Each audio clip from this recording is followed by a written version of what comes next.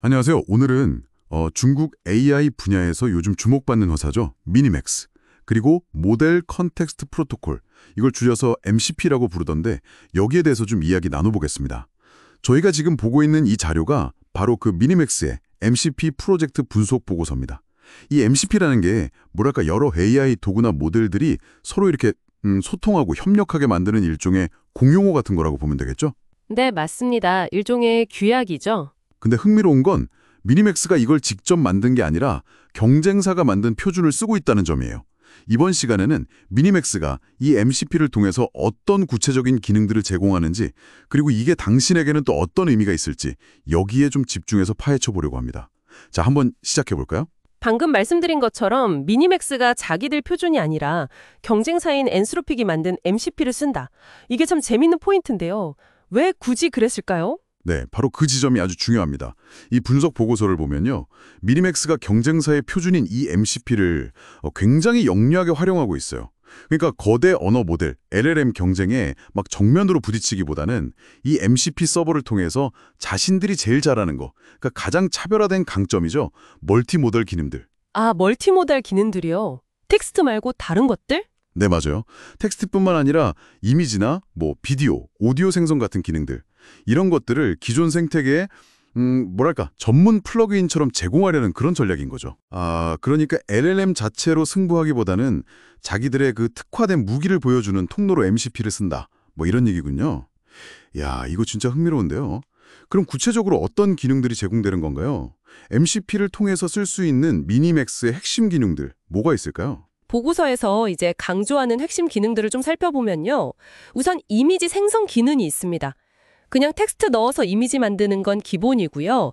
Subject Reference라는 파라미터가 있어요. 이걸 쓰면 특정 인물이나 사물이 여러 이미지에 걸쳐서 일관되게 나오도록 할 수 있습니다. 일관성 유지요? 예를 들면 캐릭터 같은 거요? 네, 그렇죠. 당신의 프로젝트 캐릭터를 다양한 장면에 계속 똑같이 등장시킨다거나 그럴 때 아주 유용하겠죠. 컨텐츠 만드시는 분들한테는요. 다음은 이제 비디오 생성 기능인데요. 이것도 텍스트 설명을 넣으면 720p 해상도에 초당 25프레임짜리 비디오를 만들어준다고 해요. 다만 이건 좀 다른 게 요청한다고 바로 딱 나오는 게 아니고요. 요청 후에 따로 다 됐나 이렇게 확인하는 방식, 그러니까 비동기 방식이라서요. 퀘리 비디오 제너레이션 이런 도구로 진행 상태를 좀 체크해야 합니다. 바로 나오는 게 아니군요. 약간 시간이 걸리는 작업인가 보네요. 네, 그렇습니다. 그리고 마지막으로 이게 특히 주목할 만한 건데요. 오디오 음성 생성 기능입니다. 이게 단순히 텍스트를 읽어주는 수준을 넘어서요. 목소리 톤, 그러니까 아이디 같은 걸로 지정하고 말하는 속도, 심지어는 기쁨, 슬픔 같은 감정까지도 세밀하게 조절할 수 있다고 해요. 그리고 여러 목소리를 섞는 믹싱 기능도 지원하고요. 오, 감정까지요? 네. 그리고 보고서에 따르면 특히 보이스 클론이라는 기능이 아주 강력하다고 분석하는데요. 단 10초 분량의 음성 샘플만 있으면 그 사람 목소리를 그대로 복제할 수 있을 정도라고 합니다. 와, 10초 만에요? 목소리 복제라? 야, 이거 기술적으로는 정말 대단한데 동시에 여러 가지 생각이 들게 하는 기능이네요.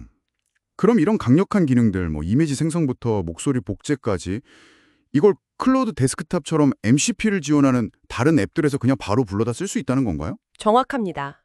바로 그게 미니맥스의 전략적인 핵심이에요. 기존에 클로드 같은 도구를 대체하겠다. 이게 아니라 서로 보완하는 거죠. 상호 보완. 아하.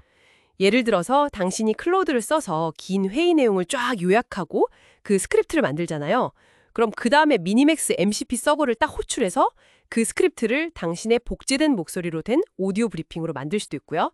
아니면 회의 주제와 관련한 이미지를 생성해달라고 할 수도 있고 이런 식으로 시너지를 기대할 수 있는 겁니다. 그렇군요. 결국 이게 다 어떤 의미일까요? 당신에게는 이 정보가 왜 중요할까요? 만약 당신이 개발자시라면요. 이런 강력한 멀티모달 생성 기능들을 MCP라는 표준 인터페이스 덕분에 훨씬 쉽게 당신의 서비스나 작업 흐름에 통합할 기회를 얻는다는 의미가 되겠죠. 네, 통합이 쉬워진다. 그렇죠. 그리고 일반 사용자 입장에서는 AI 도구들이 이렇게 서로 연결되고 협력해서 우리가 생각하는 더 복잡하고 편리한 기능들을 만들어낼 수 있구나. 이걸 보여주는 아주 흥미로운 사례라고 할 수 있습니다. 미니맥스는 결국 경쟁사의 표준을 아주 영리하게 활용해서 자신들의 핵심 기술, 특히 방금 말씀드린 이런 구체적인 멀티모달 생성 능력들을 효과적으로 시장에 알리고 있는 거죠. 네, 오늘은 미니맥스가 MCP 서버를 통해 제공하는 그 구체적인 기능들, 그리고 그 뒤에 숨어있는 영리한 전략까지 좀 깊이 있게 살펴봤습니다. 이게 단순히 기술력을 과시하는 걸 넘어서는 접근이라는 생각이 드네요. 특히 그 이미지 속 인물의 일관성을 유지하는 기능이나 10초 만에 목소리를 복제하는 기능은 정말 인상 깊었습니다. 마지막으로 이런 질문을 한번 던져볼 수 있을 것 같아요. 미니맥스처럼 경쟁사가 만든 개방형 표준을 활용해서 성공하는 사례가 이렇게 나온다면 다른 거대 AI 기업들도 계속 자기들만의 폐쇄적인 생태계를 고집할까요? 아니면 좀 더 개방형 표준 채택에 적극적으로 나설까요? 그러게요. 앞으로 이 AI 생태계가 더 열린 방향으로 진화하게 될지 아니면 또 다른 형태의 프로토콜 표준 경쟁 뭐 이런 게 시작될지 이걸 지켜보는 게 앞으로 굉장히 흥미로운 관전 포인트가 될 것 같습니다.